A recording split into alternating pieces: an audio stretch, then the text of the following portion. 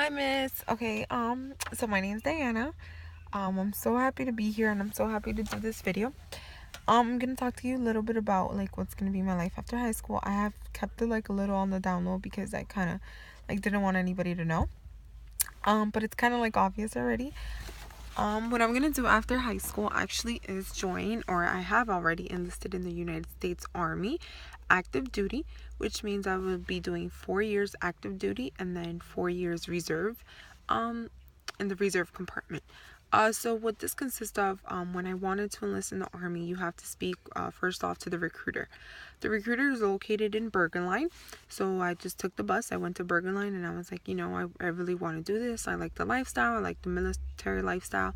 So we just had a seat and we spoke about it. We spoke about all the benefits and the downside of what the military has to offer, the college and the payments and all that stuff, and how basically how it works, besides from what I had already known through the JROTC program, since I have already done 4 years of the JROTC program here at the high school in Union City High School. So I sat down with the recruiter. I actually spoke to two recruiters. I spoke to the Marine Corps recruiter and to the Army recruiter. And I kind of like compared and contrast the benefits and everything they had to offer for me. The Marine Corps is awesome. It's an amazing branch. They all are. But the Army had a lot more to offer and more opportunities and more job offers. And that's kind of like what I was looking for. The Army, I don't want to say I'm using it for the benefits. I do want to serve my country, but at the same time, I do want to go to I want to go to college and, you know, not have to pay or not have to take out as many loans or like financial aid, which doesn't cover much, especially in the situation that we live in the city of Union City. So first off, I go to the office. After that, we spoke about the GI Bill, which will be transferred to me after hopefully the 4 years if I complete boot camp, and boot camp, which consists of 3 months. So which I will be leaving, hopefully, crossing my fingers, August 10th. I leave to boot camp. It's a 3 month boot camp. That's when they do all the yelling and they teach us like the basic knowledge that we need to know and everything that the Army has, and its core values and all that stuff. So they teach us that in the 3 months. After that, you go to your duty station and you do your job. My job is administration, so I'll be an administration clerk with an airborne detachment. So I'll do airborne, flying off the planes, and then as well as do the administration and the paperwork for them. So that's an 8 to 3 job, like any normal job. A monthly would be, I would be getting paid $1,200, but out of those $1,200, some goes to my some goes, well, they offer insurance, so like health insurance, dental benefits, and all that stuff. So some of that goes to those benefits, and some of it also goes to your life insurance. So if God forbid anything happens, I have that life insurance for my family or for anyone that cares about me, I guess. So after you go to them, they sit you down, they explain all of this, but before all of this, you have to take a test, which is called the ASVAB. It's a very rigorous test. It includes math and science and English, so all three compartments, and you have to get above a 32 in order to enlist in any branch of service. Fortunately, I did get a 42, which was kind of not the best score, but for the job I wanted, which was administration, and which is administration, thank God I got it. I crossed my fingers, sorry. Thank God I got it, I received it. That's the score that I kind of needed, so it's not that bad. So after that, they take you to a place called MEPS, which is in Brooklyn, New York, and that's where they do the evaluation from head to toe. So they check everything: your eyes, your hair, your ears, your nose, your mouth, everything, your body, your figure, your height and weight. They do body fat and all that stuff. In order to qualify for them, they do the urine test, which determines if you've done drugs in the past, or yes or no. They also check your background record. That goes through the FBI agency, and they bring those notes back to see if you have any criminal record. They also ask for references, so you need at least 3 to 5 references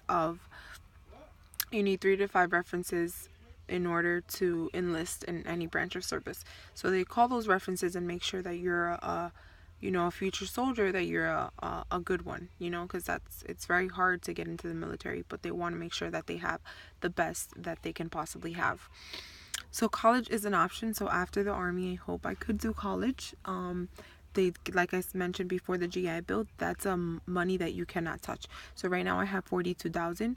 I cannot touch until my 4 years are over. But what I can do is I could go to college. Meanwhile, I'm in the branch of service, I'm in the army, and go to college and pay for it myself out of pocket with the money that they give me monthly. Since they already provide housing, they provide us a barracks, which is basically bunk beds, and it's a room. You have a roommate, and that's where you, after work, that's where you go. They also have a gym. It's like a regular base. It's like basically like Union City. You have the stores, you have, the MCX, which is where you buy your supplies, like, shampoo, stuff like that. So it's basically, I've been to many bases. It's awesome. It's basically your normal lifestyle, but at the same time, you have to be able to be available 24/7 to respond to any, life-threatening emergency, God forbid.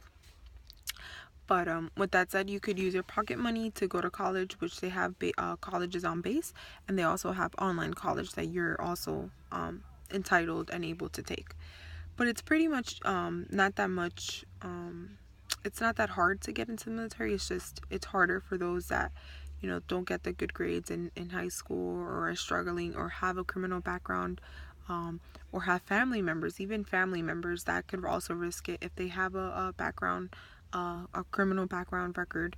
So before you could do all of that it takes about a month roughly, in order for them to check your background, in order for them to establish the day that you leave. I missed actually 2 school days because I had to go to New York City so they could do the evaluation twice. So they do, one is the testing evaluation, like a psychological one, which they ask you a bunch of questions like, why are you interested? Have you ever, thought of suicide? All those questions they must ask. So they ask that, and they do the physical part. But some of the things that they do ask us, we're not allowed to speak of. So I'm trying to keep the video as disclosed as possible, because some things that you do discuss is kind of like government, and I don't know, it just can't be said. But that's about it. I hope I have a good time. I have spoken to other people. My recruiter's name is Staff Sergeant Espinoza.